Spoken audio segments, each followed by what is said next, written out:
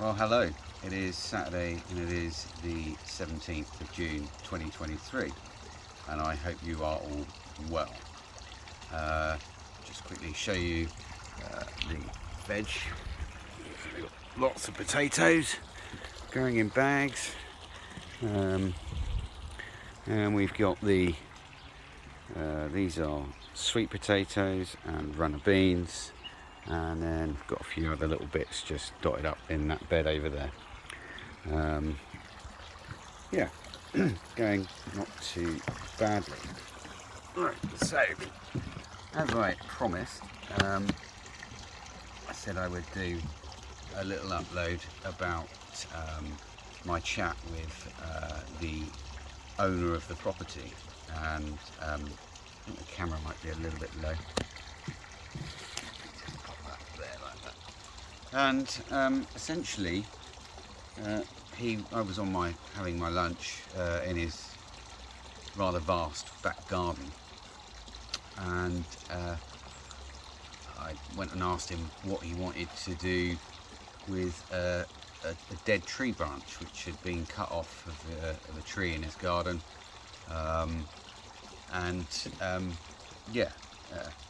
I said, you're not short of a few fire pits and chimneys and wood burners. Would you like me to cut it up, or shall I dump it? And he said, oh no, I'll put it to good use. And he said, I'm all about sustainability. He said that's why the hot tub is powered by wood, so it gets its heat from a wood fuel source. And what I should have instantly said to that was, but don't the EU want to ban wood burners? How is that sustainable? But nothing about his life is actually sustainable at all. He buys a lot of stuff, and don't get me wrong, at face value he's a really nice chap. He's very kind. He makes sure that you're fed and you're watered.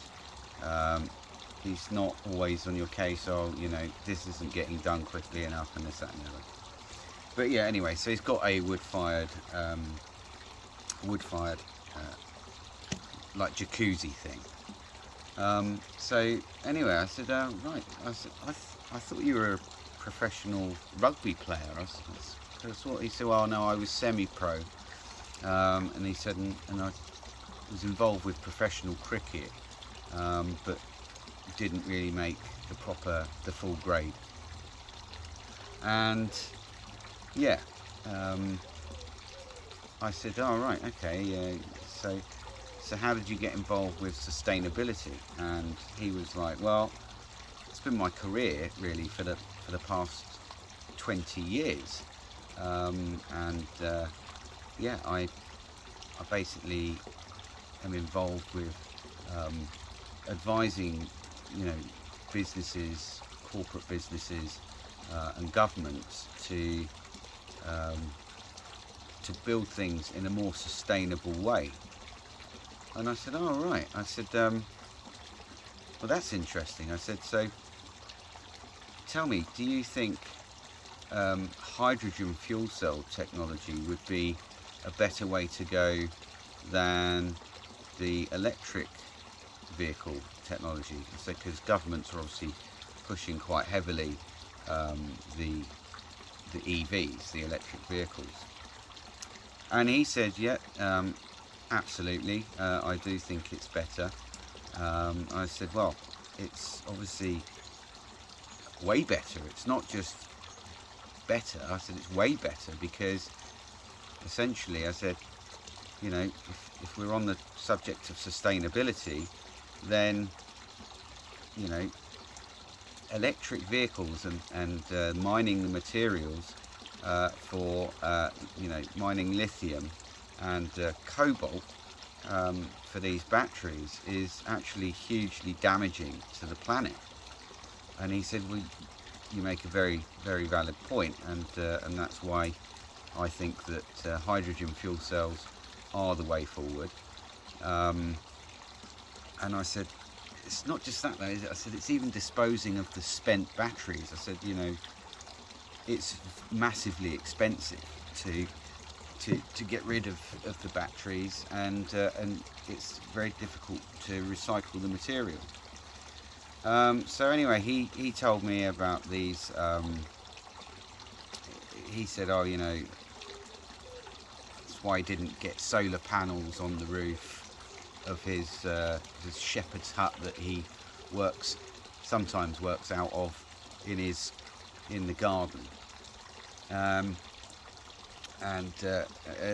he said, you know, and then we've got wind farms, which, you know, we've got to wait for the wind to blow. So he kind of like scooted off the subject a little bit, but he invests a lot of money into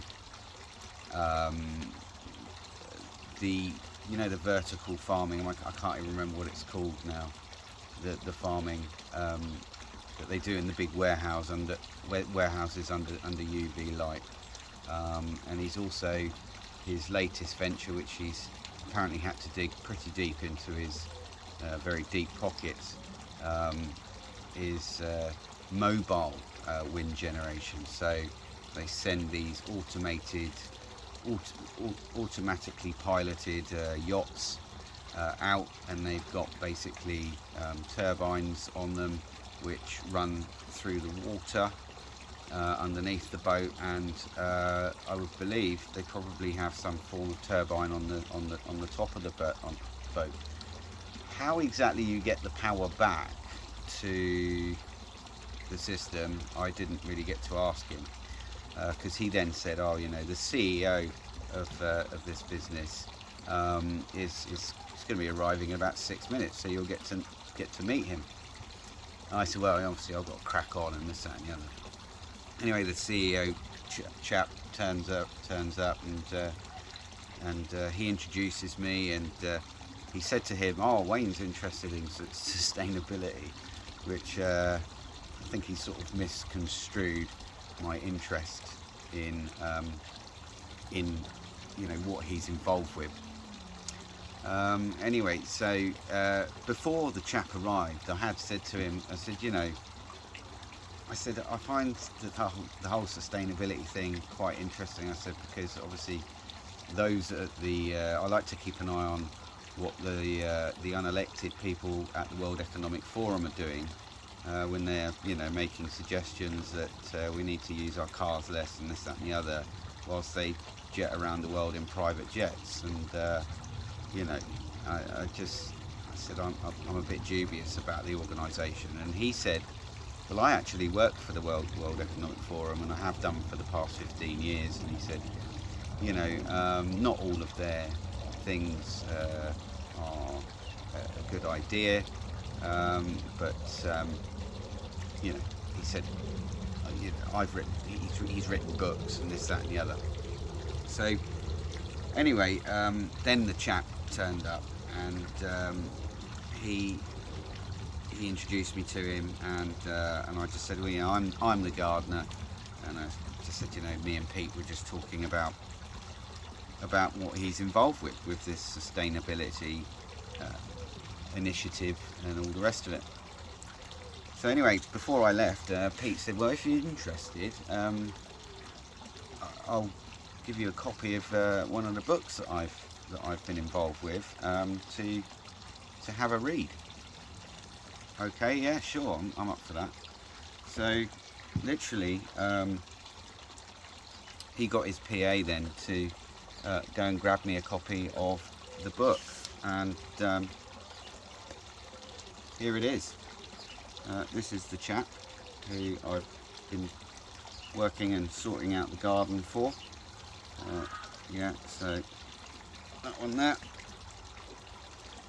probably can't see that, let me just do that. So him, and you might notice the symbology on the front. Obviously it's either symbolic of, it looks more like a moth, but doesn't really matter, moth or butterfly. The symbolism behind that is transformation, and different stages of transformation, obviously from caterpillar to chrysalis, and then into butterfly or moth. I believe the moth was used in the film Silence of the Lambs. And not only that, but you've got your 11s on the wingtips, and then you've got a little D12 there, number Dirty Dozen, yeah. Interesting. And then you've got the 412 sort of, well, 3 of the 12 clearly visible, but you obviously would understand that that other number is a 12. So I had a little flick through, and the circular economy is pretty much what we're doing already. It's really it's recycling stuff, right? That's kind of what it is, and trying to reuse materials and get the most out of them before they become redundant. Yeah. But I'll read you the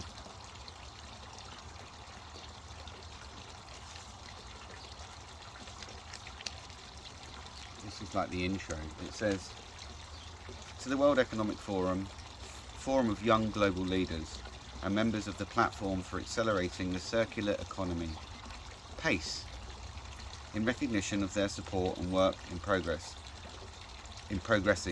the transformation to a more circular economy.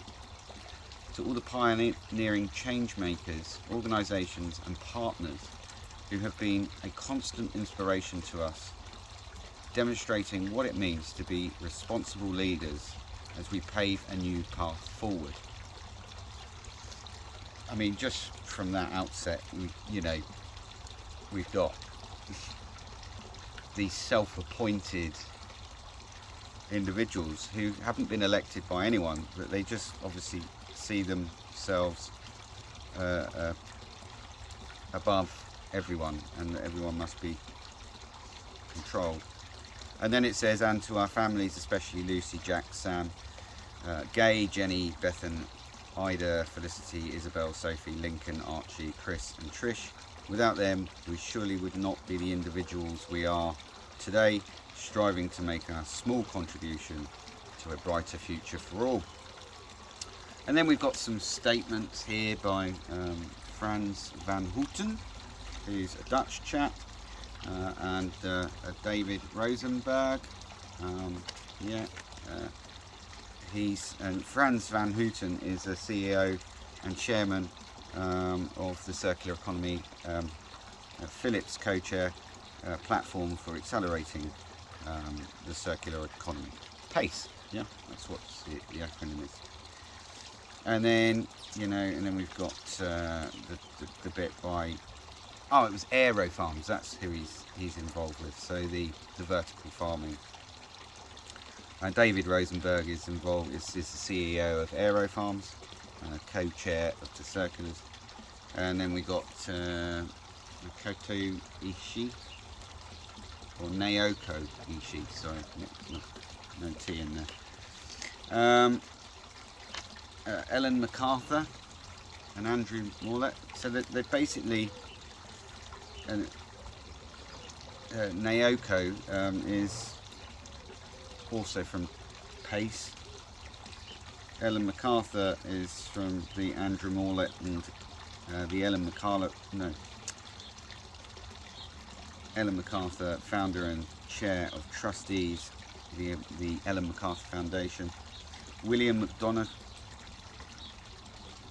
and he's from William McDonough, Chief Executive of McDonough Innovation. And then we've got acknowledgements, praise for the Circular Economy Handbook, which is what this claims to be. It's a handbook. So you've got the introduction. I mean, I'm not going to bore you with this. The path to transformation is circular. Where are we now? Setting the foundation, the circular business models, disruptive technologies, metals and mining industry profile, oil and gas industry profile, chemical industry profile, electricity industry profile. Now I'm going to have a further chat, because obviously I didn't actually get didn't get that far with our conversation. I ran out of time and I spent 20 minutes eating and then just had 10 minutes to talk to him. But I'm going to reapproach this subject because, you know, he said that the World Economic Forum has some conspiracies that surround it, and I wanted to go deeper into that, and I will go into that. Peter Lacey is a senior managing director with Accenture Strategy. He advises senior leaders of the Fortune 500 companies and public organisations on related to growth, innovation and sustainability amid technological disruption. He leads Accenture's relationship with organisations such as the World Economic Forum and the United Nations. He has led the world's largest CEO study on sustainability since 2007. He is the Business Fellow at Oxford University, a World Economic Forum Young Global Leader, and a co-founder of The Circulars. He is a regular contributor to the BBC, Financial Times, Fast Company, and other publications. He is co-author of Waste to Wealth, Palgrave Macmillan 2015. So you can get this book on Amazon. That's the bit I've just read about him. But I'll just go. We've got, yeah. Klaus has even had a bit of input onto the back cover there. Yeah. So, yeah, the fourth industrial revolution will impact every aspect of our lives. In order to thrive within the new global dynamic, we need to adopt new business models and norms. The circular economy is one approach that can enable us to keep pace with technological innovation, supported, integrated and sustainable ecosystems, and move towards a brighter future. The Circular Economy Handbook is an essential guide for organisations of all types looking to capitalise on the circular economy. So that actually makes it sound like it's a way of them making more money, is by selling this alleged sustainableness. So yeah, I mean, that's where we're at with talking to him, you know.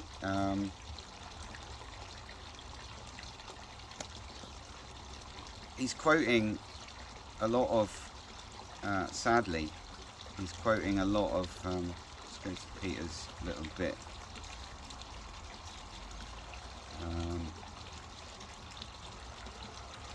Yeah, right, so I'll just read.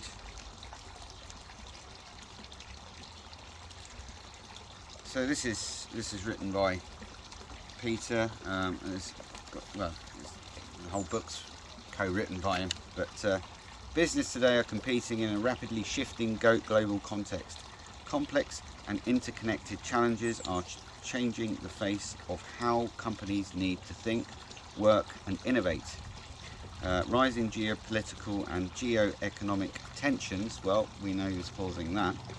The pace and scale of the technological change, along with the urgency of the climate crisis, resource scarcity, and a myriad of other social and environmental issues are dramatically altering the landscape. The good news is, with the circular economy, we can have an unprecedented opportunity to transform some of these challenges to opportunities, yeah? Creating financial and economic value for business and society. In fact, not only can business step up to these obstacles and help reshape our economic system, our research shows the value at stake is a massive $4.5 trillion of upside, even at conservative estimates. In seizing the circular advantage, we believe businesses can spur innovation, create new markets and wisely pivot our current global direction towards one that is more sustainable and resilient. it's time to act now. In this book, we show leaders how they can do exactly that. Okay, so I'm going to go then. It's got critical state here. Let's first set the context, starting with the key macro trends. According to the UN, world population will top 9.2 billion by 2050. I'm pretty doubtful of that, because obviously we know how many people were born last year and the year before that and the year before that, and we're actually heading for population decline, just based on birth rates alone. That's without medical interventions, which, yeah, don't even really want to think about that in a minute. Half the world's population, 3.6 billion, is now considered middle class, set to expand to 5.3 billion by 2030. As living standards rise, so will consumption and the demand for more resource-intensive goods, e.g. meat, housing and vehicles. Based on current trends, by 2030, global demand is expected to increase 35% for food, 40% for water and 50% for energy. This competition for resource is set against a backdrop of persistent economic inequality and intensifying geopolitical tensions. Again, we know is causing those tensions. So, I'll just read another couple of paragraphs. Even as we have become more efficient at extracting value from raw materials, those improvements have not kept pace with the rise in consumption. The hard truth is, we are now consuming about 1.7 times the Earth's carrying capacity, meaning we are using 75% more natural resources than we are regenerating every year. This is coming from somebody who's got absolutely loads of teak furniture, wooden tables that he just casts aside because he gets bored of them, and he burns lots of wood. This appetite for scarce resources is only expected to grow in the coming decades. For example, the production of mined metal commodities is expected to jump 250% excuse me, by 2030 to satisfy demand, and other commodities are under similar pressure. Well, I mean, if the economy keeps going the way it's going, then it's people aren't going to keep consuming, are they? He's quoting the Whiskey Hotel October. According to the Whiskey Hotel October, 785 million people currently lack access to drinking water, and by 2025 fully half of the world's population will be living in a water stressed area. Perhaps if the water companies held on to it better and were forced to repair the reservoirs properly, we wouldn't be having that problem. We're also witnessing a devastating loss of biodiversity and habitat. Since 1970, human activities have wiped out 60% of mammals, birds, fish and reptiles, 1/5 of the world's coral reefs and 13 million hectares of forest. Well, the little guy didn't do that, did he, on his own? It's the big corporations that are the problem. Maybe that's what he's trying to fix. Maybe that is what he's trying to fix. And I'll just go on something. Then we come to the changing climate, perhaps the most overreaching and interlinked challenge with far-reaching social and environmental implications, casting a looming shadow over the other macro trends. In October 2018, a report by an Intergovernmental Panel on Climate Change, IPCC, presented details of a dire scenario. If global warming continues at the current rate, temperatures will likely increase 1.5 degrees by 2030 and between 2030 and 2052. And the planet could potentially be 3 to 5 degrees warmer by 2100. Unfortunately, there's only about 12 years left to keep warming risks of drought to an even 1.5 degrees sea level. Any increase above that significantly raises the risks of droughts, floods, extreme weather conditions and poverty for hundreds of millions of people. According to an IPCC study, the estimated economic impact for a warming of 1.5 degrees Celsius by 2100 would be 54 trillion, which is nothing in today's money. I mean, you know, I think the child's estimated worth is 750 trillion, something like that. And that was when I last checked, like 5 years ago, something. And then he's going on about AI and everything else like that. So I'll just give you this little bit here, and then we'll end it there, and I'll give you an update after I next speak to him, right? But so the linear versus the circular economy. A linear economy refers to the traditional industrial model that follows a take, make, waste process in which raw materials are extracted, turned into products, and after being used or consumed, the products are typically thrown away as non-recyclable waste, or at most they are recycled or downcycled. This is our mainstream economic model today. In a circular economy, growth is decoupled from the consumption of scarce resources, products and materials. So scarce resources, like when you tell all the farmers to cull all their cattle because they're farting. It's going to cause a problem, isn't it? And these people cause the problem and then offer the solution. It's like, where have I heard that before? Products and materials are kept within productive use for as long as possible, and when they reach end of use, they are effectively cycled or looped back into the system. Arriving at true circularity means and rethinking and transforming full value chains to create a system in which waste is designed out entirely, and the goal is net positivity. I don't know where this cough has just come from. Adding instead to extracting resources through restorative models. And I'll just show you. This is, I guess, why they call it a handbook. Yeah. Pause the video if you want. Now this is going on a little while. Again,